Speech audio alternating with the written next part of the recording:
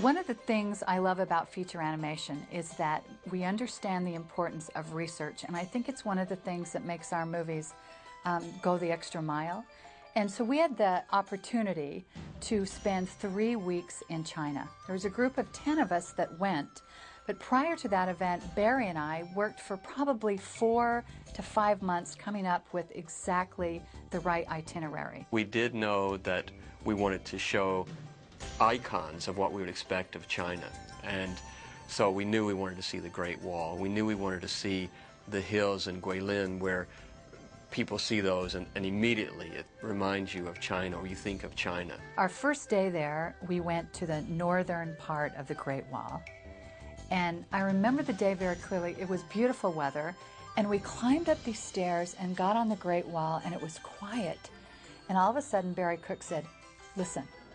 And you could hear the sound of these flags. And all along the Great Wall, as far as you could see in that particular location, were flags. And we said, get the camera. And we're photographing these flags. And I'll never forget the sound of it. And when you watch the movie, you'll notice that there's a huge use of flags. Chief Fu has one, and the soldiers from the Emperor's Guard have one. They're all over the place, and they were inspired by that one moment on the Great Wall. Also, a really great thing that we learned in China, and I think it may have actually led to the term poetic simplicity, is the moon gate. And if you read about the moon gate, there's one source that says the Chinese used the moon gate to force one person at a time to enter the doorway, and the moon gates lead into the garden. So you go in there one person at a time so that you can appreciate the beauty of what you're about to see. I'd be traveling on the bus, and the roads are pretty rough, and I'd have my little sketchbook in the back, and I was looking for anything that was unique. One thing I remember drawing was different design fence posts, like fence designs. And we actually utilized some of the fence designs in some of the women's hairstyles as well. And I've seen a lot of their nature, the way they drew leaves and flowers, just anything basic around a house or around a building. So everything was kind of related to nature with the Chinese culture that we really wanted to get across in this film. You'll notice when you watch the movie that there is an ancestor temple in Mulan's household, and Dad goes there to pray, and Mulan goes there when she makes her decision. And this was inspired by something we saw when we were on the trip. They pray in front of what are these, they almost look like headstones. And on those, they're called beis, B-E-I, and in China are inscribed all of the ancestors' names. And so when they pray, they're actually praying to their ancestors, which inspired a story point, because we put the ancestors inside that temple after we found that out. You'll also notice when you look at some of the architecture in the movie that the roof line, the corners of the roof line sort of curve up like this. And it's sort of typical, when you look at that, you think of Chinese architecture. But what we found out is that they were designed that way to lift the eye up to the heavens. And we liked that, and so we used it in the movie. We went to the Magao Caves, and that was the only reference we could find studying the Northern Wei Dynasty. So there were cave paintings inside these caves, but there was no light inside the caves. So I brought a flashlight in with me, and because I had to draw, I had to hold the book with one hand. I had the flashlight in my mouth, and I'd shine it on the cave and shine it in my hand, and doing some designs from the Northern Wei Dynasty as far as the color goes, the style of the rooftops, the structure design of how the pillars are, door details, costume designs. It was all mapped out. Finally, this guard was standing there, and I guess he felt a little sorry for me, so he came in and he held the flashlight for me, and he'd shine it on the wall and shine it on my book and shine it all. So that was a neat little thing that happened. And we actually used a lot of the designs from that cave for the Emperor's design of his clothing. Not necessarily the color, but the design. Send your troops to protect my people. My favorite part of the trip was actually going into cities and watching how people lived, and the homes were set up differently. It's kind of like a compound, which you can see reflected in Mulan's house, because part of the house would be one room and the rooms aren't connected, and so you would have to go outside and go to the other room. And we got great pictures of that, and that inspired where Mulan lived. So we were looking for those types of things where, you know, here's a chair that could fit into the time period of Mulan. Here's a, you know, a vase that could fit into this period. To the smallest detail, we were looking for that type of thing. When we were in China, we saw these Fu dogs or Fu lions, and we knew that we had to use them in the movie. So you can see them in a couple of places, but one of the ones where we use it to actually progress the plot is they're sitting outside in front of the Emperor's palace, and Shang and Mulan and the Gang of Three use them to break the door down. Towards the end of the trip, one of the most beautiful places I have ever been to, and it was the Guilin area. I bet we took 1,000 pictures just of that area, and you can see that reflected in the geography of the movie. After spending 3 weeks in China, I felt an affinity to the people and to the culture that I don't know that I can really explain. And I remember being there and taking pictures and writing in my diary and just absorbing it, and also noticing the interaction, the importance of the story of Mulan to the people. And I came home and went, you know what, we are going to do the story justice. And we're going to try to use all of the really great research we got there. And we're going to put it in the movie.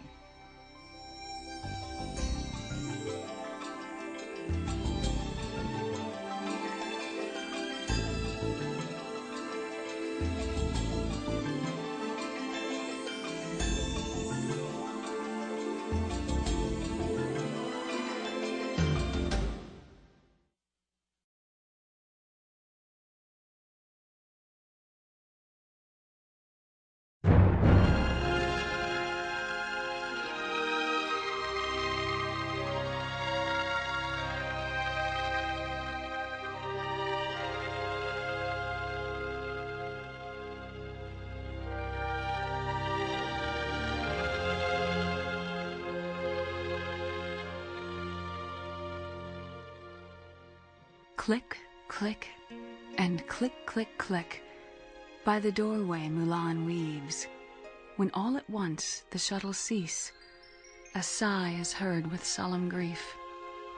Oh, my daughter, who is on your mind? Oh, my daughter, who is in your heart? I have no one on my mind. I have no one in my heart. But last night I read the battle roll, a roll consisting of 12 scrolls. The Khan is drafting an army of awe, my father's name on each bead roll. Alas, father has no grown son. Alas, Mulan has no elder brother.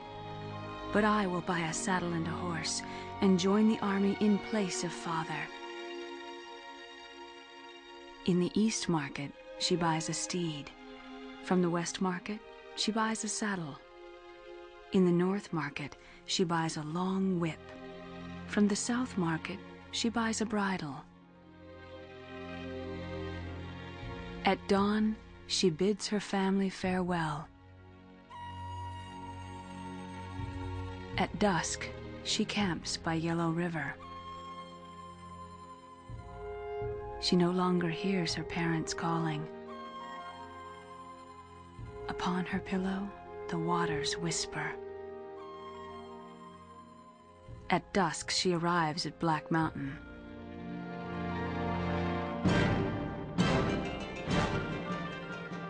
She no longer hears her parents calling, but Tartar horses wailing from Yen Mountain. She gallops 10,000 miles for the war she has to honor. She crosses lofty hills like an eagle soaring over. From northern gusts, through biting chills, echoes the watchman's clapper. With wintry glow of icy hue, light glimmers on her armor. Generals die in 100 battles. Our warrior is back. How 10 years fly.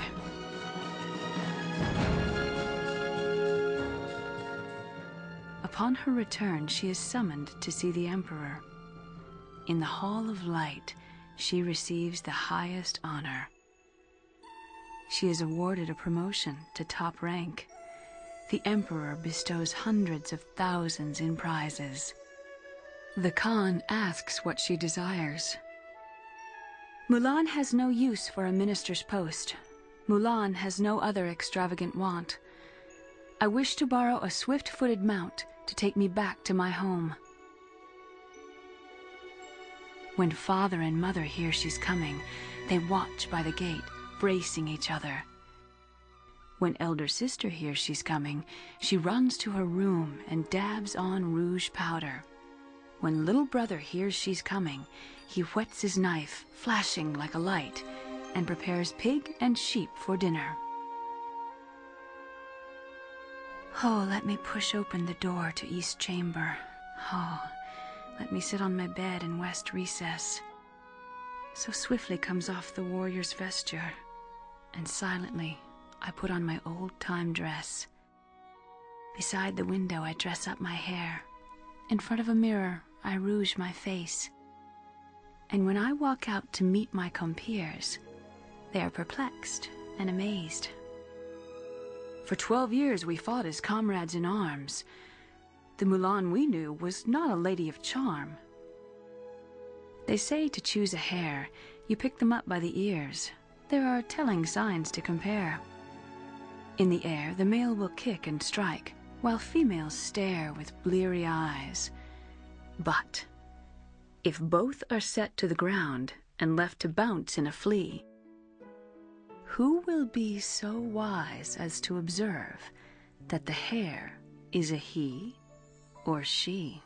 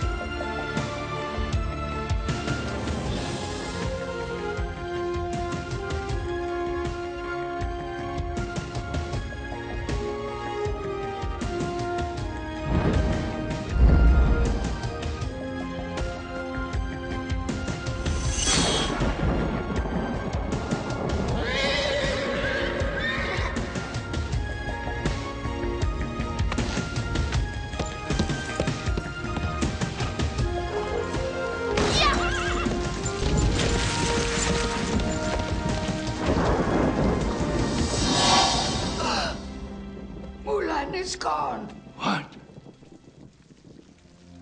It can't be.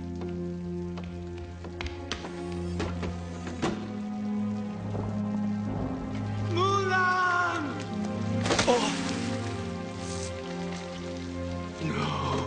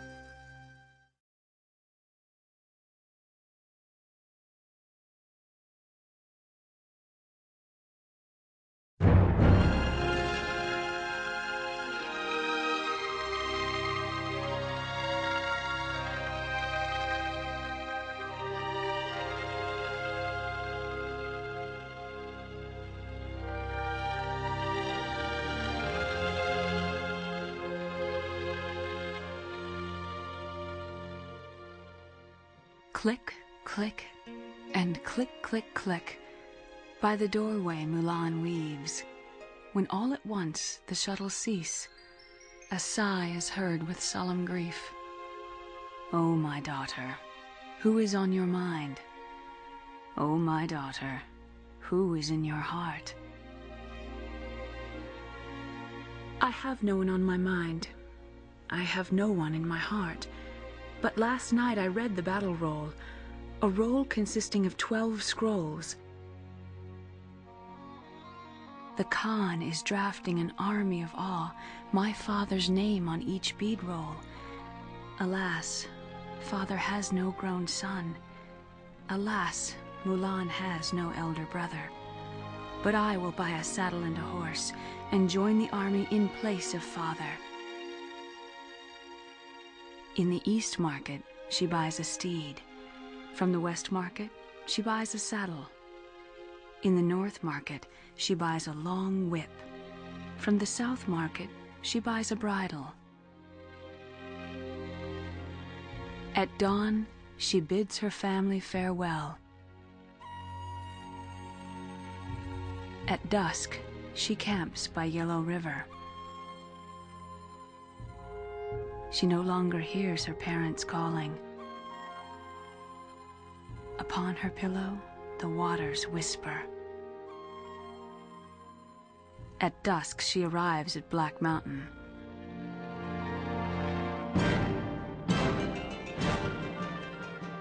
She no longer hears her parents calling, but Tartar horses wailing from Yen Mountain. She gallops 10,000 miles for the war she has to honor. She crosses lofty hills like an eagle soaring over. From northern gusts, through biting chills, echoes the watchman's clapper. With wintry glow of icy hue, light glimmers on her armor.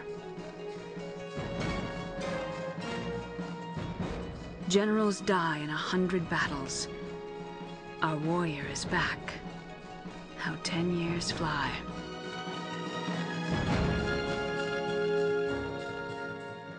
Upon her return, she is summoned to see the Emperor. In the Hall of Light, she receives the highest honor. She is awarded a promotion to top rank. The Emperor bestows hundreds of thousands in prizes. The Khan asks what she desires. Mulan has no use for a minister's post. Mulan has no other extravagant want. I wish to borrow a swift-footed mount to take me back to my home. When father and mother hear she's coming, they watch by the gate, bracing each other. When elder sister hears she's coming, she runs to her room and dabs on rouge powder. When little brother hears she's coming, he whets his knife, flashing like a light, and prepares pig and sheep for dinner. Oh, let me push open the door to East Chamber. Oh, let me sit on my bed in West Recess. So swiftly comes off the warrior's vesture, and silently I put on my old-time dress. Beside the window I dress up my hair. In front of a mirror I rouge my face. And when I walk out to meet my compeers, they are perplexed and amazed. For 12 years we fought as comrades in arms. The Mulan we knew was not a lady of charm. They say to choose a hare, you pick them up by the ears. There are telling signs to compare. In the air, the male will kick and strike, while females stare with bleary eyes. But if both are set to the ground and left to bounce in a flea, who will be so wise as to observe that the hare is a he or she?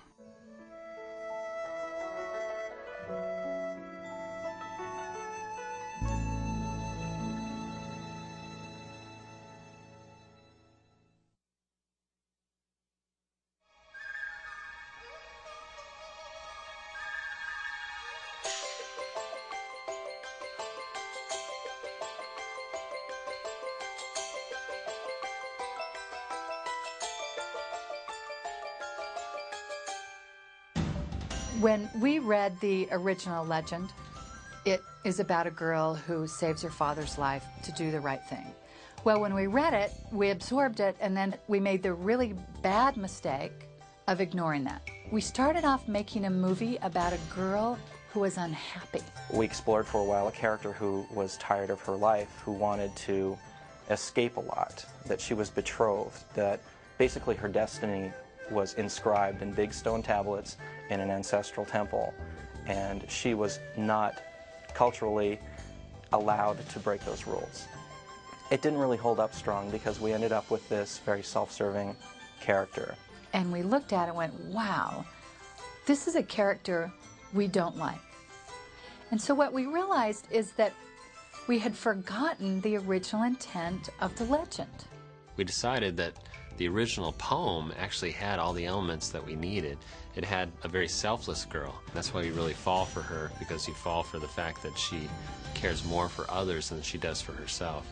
We tried to make a character that wasn't embodying all evil or all good, that somebody had a lot of faults and was just like you or I, that she's writing cheat notes on her arm, that she gets up in the morning and she's a mess, just like everybody else, and that she has her moments where she doubts herself, or that she looks at herself in the mirror and doesn't like what she sees.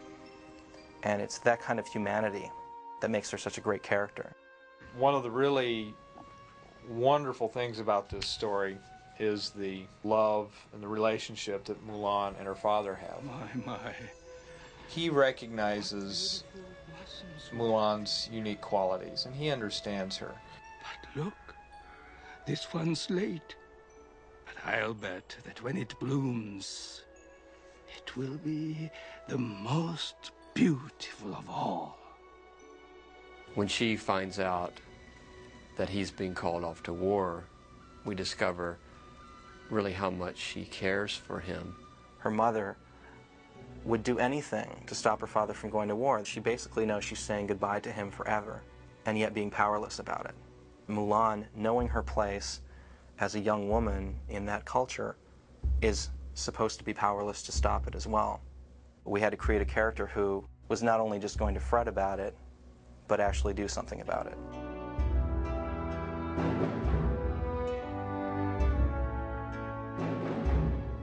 One of the very first scenes to be animated was a close-up scene of Mulan watching her father and mother argue inside of the house. And the shots have been constructed very deliberately to frame Mulan in. Everything sort of blocks in around her, that she's kind of trapped, even within her own soaking hair, that her face is boxed in and that she doesn't seem to have options. The window closing down around the silhouette of her father and her mother.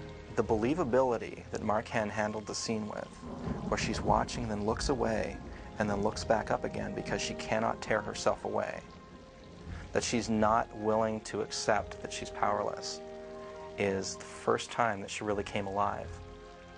And with a whirl of hair wiping that shot, she decides to break that box. All of the scenes begin to take on emotion and a life. She doesn't sit around and think, man, I'm not supposed to do this, I'm a woman. She thinks, I have to do this, I'm going to save my father's life. The choices that she makes are based on what's the right thing for the situation. It's never about, what about me? It's, I am going to take this cannon and I'm going to get my commanding officer really mad at me. Ping, come back! But I'm going to take the cannon anyway because I am going to start an avalanche that's going to get rid of the bad guys. You just see her make those choices for the benefit of the good every time. And one of the reasons she's successful and that we really worked on is that she has to use both her brain and her physical ability in order to solve most of her problems.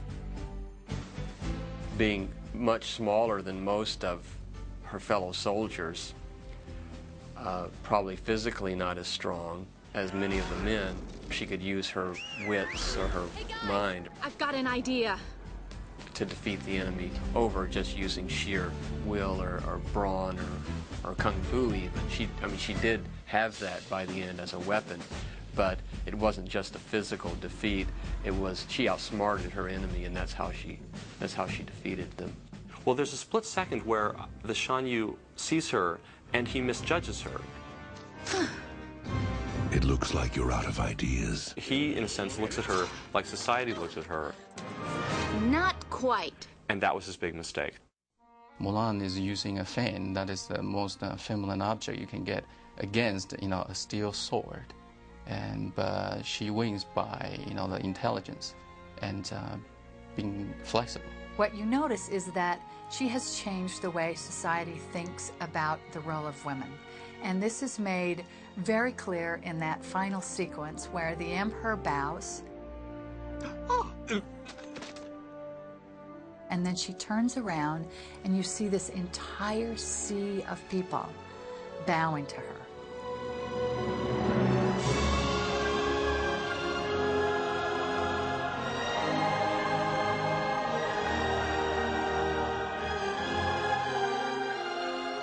She succeeded doing what she did because of who she was inside, not who she was physically or whether she was a man or a woman. The thematic of the movie that we kept in our heads all the time is to thine own self be true. And we are, every single one of us, a different person. We are born and we acquire different looks, different body types, different skill sets, personalities, and you have to find out who you are and be true to yourself. And don't waste energy trying to be like someone else. Figure out who you are and really be happy there.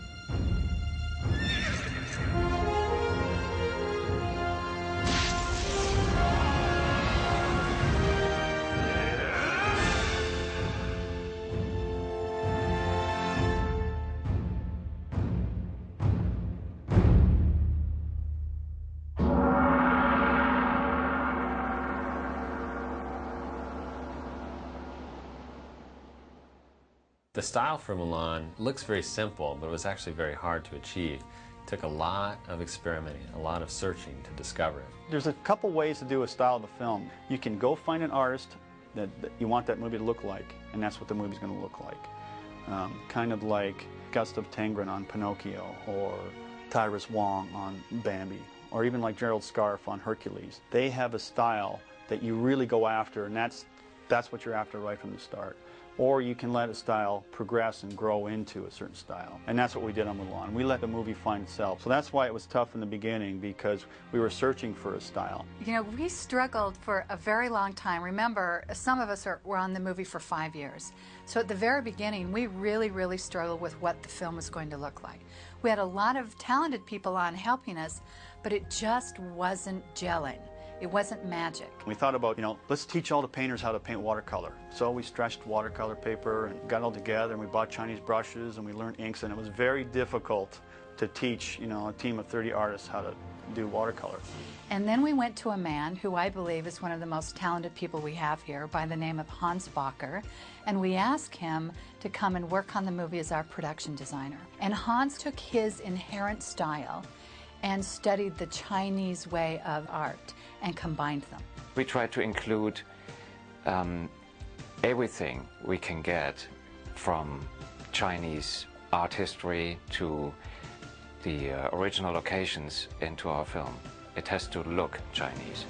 Hans Bacher has had a background in theatrical design, but his approach always to his work is a very graphic, simple statements. And we thought that related very well to what was being done in the Tang Dynasty, more of a purist vision of form, composition, color.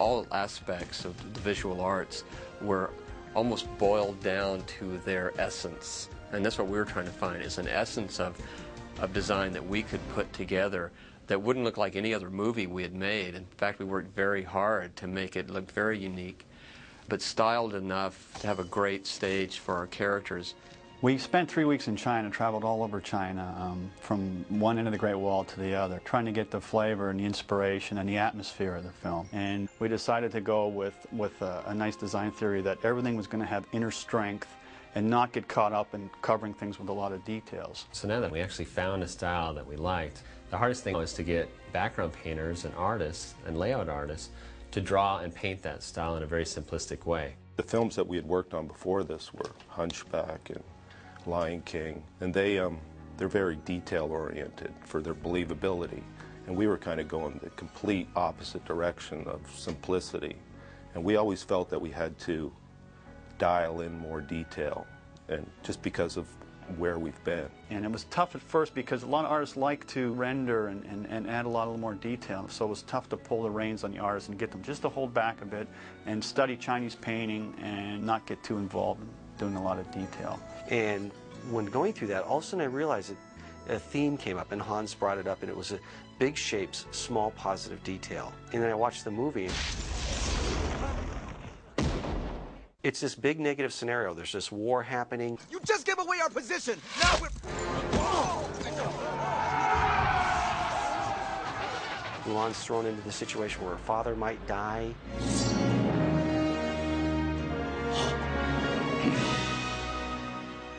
She knows he will die. He's hurt. He's not going to go back to war. She's the small positive detail, and the big situation is those big shapes. So I felt like background actually reflected that idea. So we had to come up with the least amount of brushwork to create a style, and because of that, layout was very, very important, that they didn't put in too much detail. They put in big shapes that worked.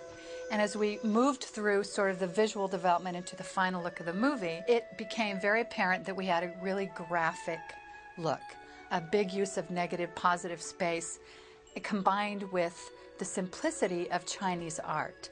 And somewhere along the line, someone coined the phrase poetic simplicity. And it kind of resonated with everyone, and we used it as sort of our guidepost when we had to make design decisions.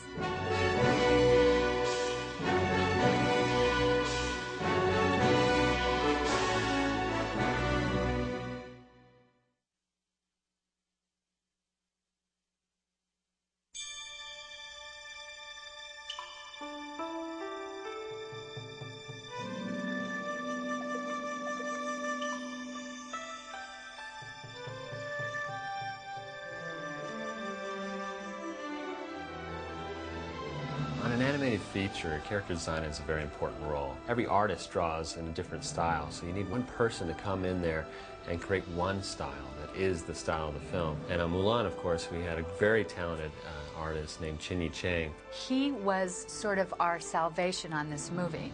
We were lucky enough to find him. He actually was born and raised in Taiwan, and he came in with this passion to work on the movie because he was raised with the story of Fa Mulan. So he came in and he designed our characters. Designing characters for Mulan, the first thing I was really concerned about is the varieties of characters. I strongly focus on caricatures.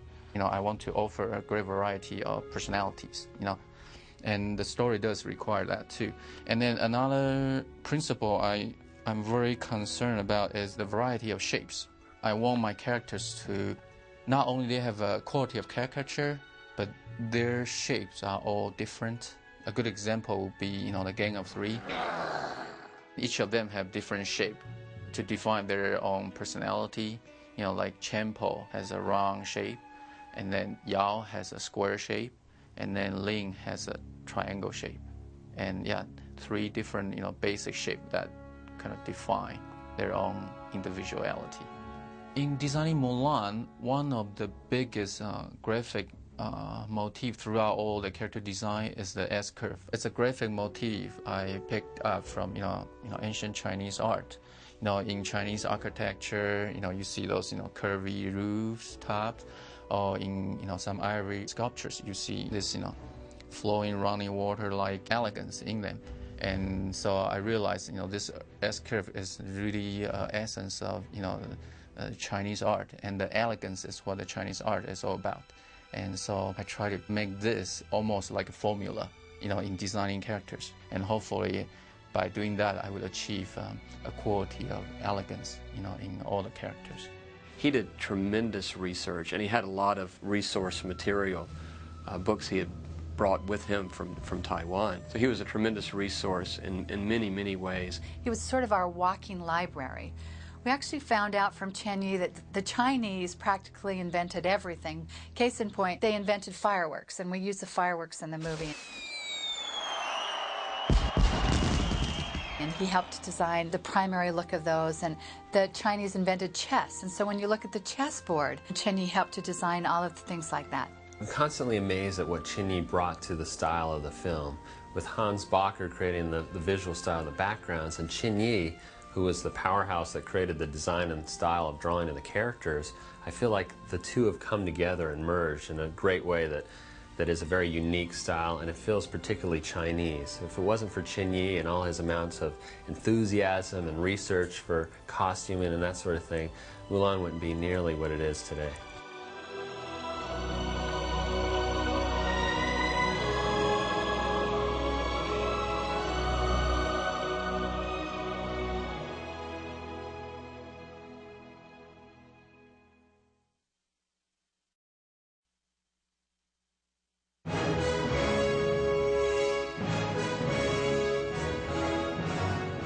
The role of color in a film is a very important one, not to be underrated.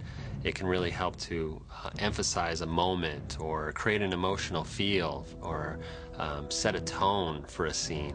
And sometimes it helps to create a character so you understand who he is, if he's a hothead or that sort of thing. You might use red. We use colors to symbolize certain Chinese cultural aspects and different moods and flavors like that. You want color to play into the emotions of the movie. If you take it too far too soon, then you've got their heart beating too much in the beginning and you've got nowhere to go. So you want to gradually, play up the beats as the movie goes along, and of course in the climax you're going to, hopefully get their heart beating, maximum capacity. And then at the end of the movie you'll take them down again. For example, in one sequence, it's a very sad sequence when Mulan makes her decision to go to war instead of her father. And the colors are very subdued, very, very moody. And when you're singing your song, Make a Man Out of You, we're just all over the palette in that sequence, and it's a real happy, kind of popping, successful song. The Chinese artwork tends to be limited in some sense. Where there's some colors that are used because of the cultural issues and because of the time. There was colors that were used for definite reasons and said definite things. And because of that, we were very concerned not to go in wrong directions with it, because we wanted to reflect that culture, that history. We wanted to really get that across. For example, when they marry in red, not in white. And that is important for Mulan because we have to use a reddish dress for her when she is going to the matchmaker. The matchmaker, on the other hand, she wasn't a nice person. Fa Mulan. And we accentuated that with a color. Her face makeup was very, I would say, cheap. And we made her have like this really deep blue eyeshadow and really tchotchke looking cheeks and, all the way. But the fun part was having to come up with something that she thought was classy as far as her outfit. And as you remember, her skirt was like black. And normally, black is the slimming color. And she was wearing black, but the trick that we did was the line work on the outside of her dress, we lightened it to make it look like velvet. So there's actually more there than you actually see. Mushu, in the beginning, I always wanted Mushu to be very childlike in his colors, red, yellow, blue, because those are the three primaries, and that's what children relate to. They keep it basic. You walk into a toy store and it's all red, yellow, blue. And of course we went around and we tried a gold dragon and a green dragon, and I'm glad he came back around. We finally went full circle and we came back and made a fun red, yellow, blue dragon. When it came to doing the coloring the crowds at the end of the film, we wanted something that was very simple, so it felt like just a sea of people. It was just enough detail that the audience would feel it, a fullness from it, but not over-articulate it. And my job was to come up with 180 different combinations of colors using 7 colors in the palette so we can do the crowd. And I think after the 50th, I was pretty much done. But you know, it looked very convincing. It actually looked like we actually sit there and did each one individually. The color of Mulan is very important because we use color in so many different ways. It has to get across emotions, emulate emotions that the characters are feeling. My mom doesn't speak English, and she saw the film in the theater, and she doesn't know a word of English, but she understood the film by just looking at it, because it's a relationship of the characters and the color and the music that actually says a story, even though words are not being understood at that time. The color in Mulan helped to bring the film to life. It created a landscape. It created the personalities, the rich personalities that you see on the screen. It brought in all the emotions of the film. It all came together so that it really communicated a powerful story.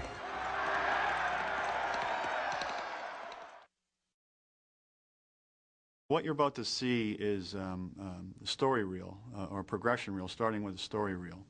And basically the story reel is storyboard drawings. So what the art director needs to know about when he sees a story reel is that this is the very first time you see the movie. It's a basic look. It's the film in its rawest form.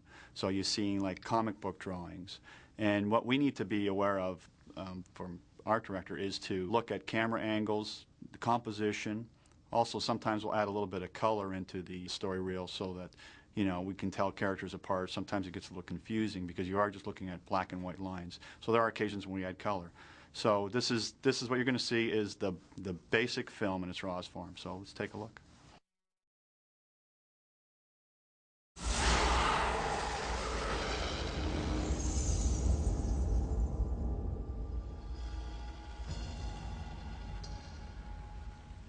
Mushu, awaken.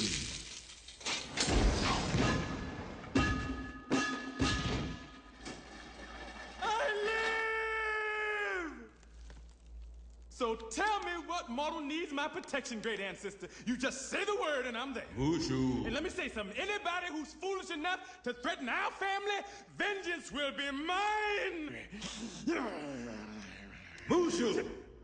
These are the family guardians.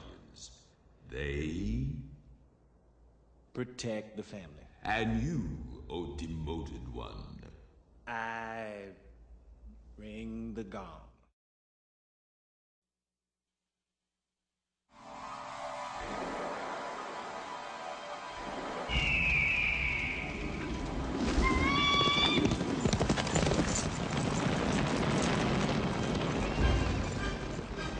Probably the most common question we get is how do you choose what is computer animated in a movie like this? The majority of our movies are drawn. They're drawn by pencil. So how do you then choose those things that are computer animated? Usually they're complex things. They're things that involve many, many moving things on screen. They involve a lot of textures, a lot of detail, or they're things that would just be difficult to draw repeatedly.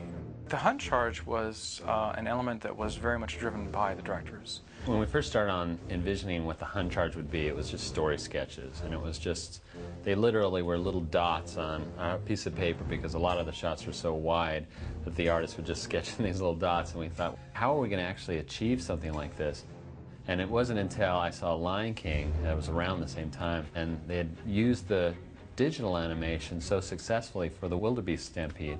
And that's when we turned it over to the CG guys, Eric Guaglione and his group, and they masterfully came up with a lot of great ideas. It's not so much the idea of you take 1,000 of these things and just run them down a hill and see what happens. You really need to be able to go in. If the director says, I want that one right there out of those 2,000, I want him to be moved up the hill and I want him to raise the flag right then we had to have the ability to do that. And that went down to the greatest level of detail. To create these scenes literally with armies that we could have control of every single character out there. Most of what we did for animation individually was to animate horses running. Sandra Gronevelt did most of the horse animation. I started basically building a horse and testing out how the bones would work and how the mechanics work of a horse.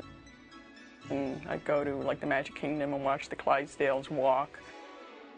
I built a kind of a stand-in model made out of sculpted clay, and that helped me work through the process of figuring out how this one-dimensional drawing would turn into a three-dimensional object. And then we animated Huns on top of those horses individually. We had basically two different Hun types, Chen and Yi, and we ended up giving them different hats, different facial hair features, different expressions, different weapons, different types of clothing. Just for academic sake, I think we calculated it would be something like 60,000 different Hun types that we could have based upon all the different combinations of things we could put on there. The process of coming up with a particular scene of the Hun charge was a little interesting in itself, because we'd start with the story sketch, which was the original inspiration, and that would tell us basically what the camera angle is and kind of the excitement of the moment for the scene. Then we go to layout department, and most of our backgrounds were just, you know, really easy, simple snow planes and that sort of thing. And we'd add a character level that layout would draw, but it would be a static drawing. We'd turn that over to the CG animators, and they would have to make that scene come alive. Once we got the drawing of the background from layout, we would build what's called a terrain, just basically a three-dimensional surface that these Huns would run down. Then we would create a simulation. You describe in a program how many Huns are going to be in the scene, which direction they'll be running. The simulation basically just made sure that the horses ran down the hill and the Huns were active on their backs and that they weren't passing through one another. Once we had that done, we'd show the directors a rough pass. Barry and I look at the scenes, and what we look for is, does it really capture the moment, the energy of the scene? And it's got to look like chaos as much as possible. Through the audience's eye, Mulan is seeing the same thing. And that's the great thing about the Hun charge.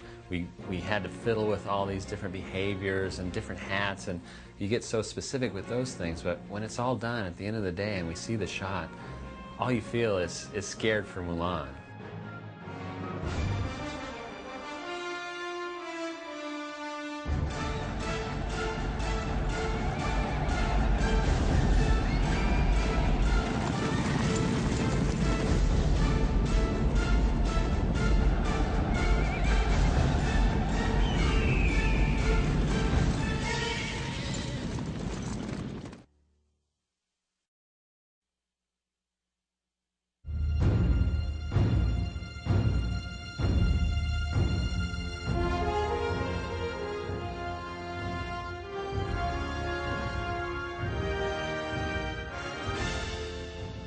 One of the first things that we realized when we were creating Mulan was that this was no small film. It's built into the story that there's huge crowds. All of China comes to see her, be revered by the emperor. How are we going to do that? We really didn't have enough time left in the production schedule to do crowds the way they had been done before in Disney feature animation.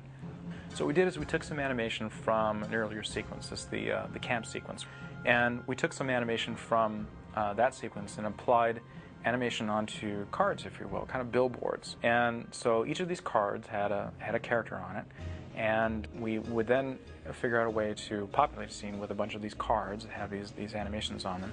We had a test where you take the camera and you fly it up straight up and see these things really are cards, but when you put the characters on those cards, it's entirely believable that they're fully rounded people and not, you know, flat characters. An animator can paint an image that would determine where the crowds would go. A white area, that's where the characters are standing. And if they're painting a gray area, there would be less people standing in that area. So now we had crowds that we could place anywhere, and they could do different kinds of behaviors, from clapping and cheering. It was exactly what we hoped for, and I couldn't have been more pleased with it. It looks great.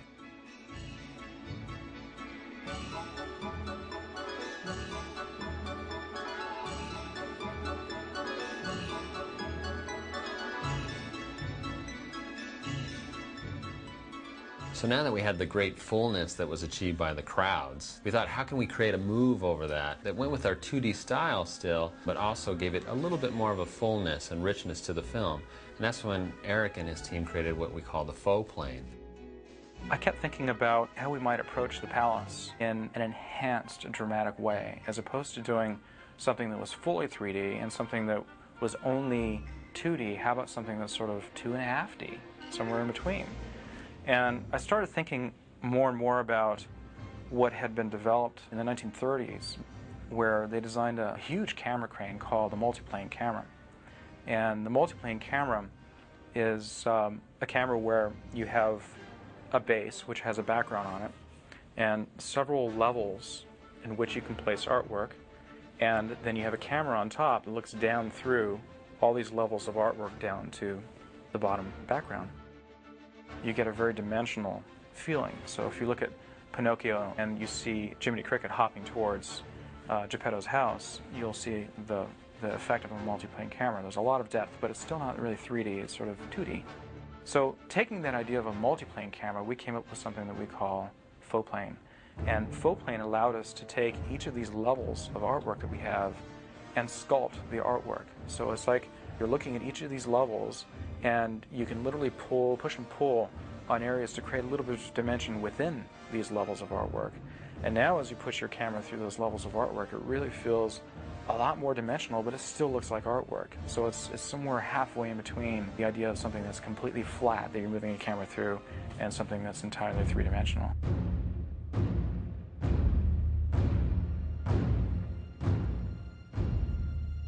We felt like now we had a full, rich film, and it really made it big, and it made it emotional. It added just that touch to it, I think, that made it kind of that big blockbuster film that we wanted this to be.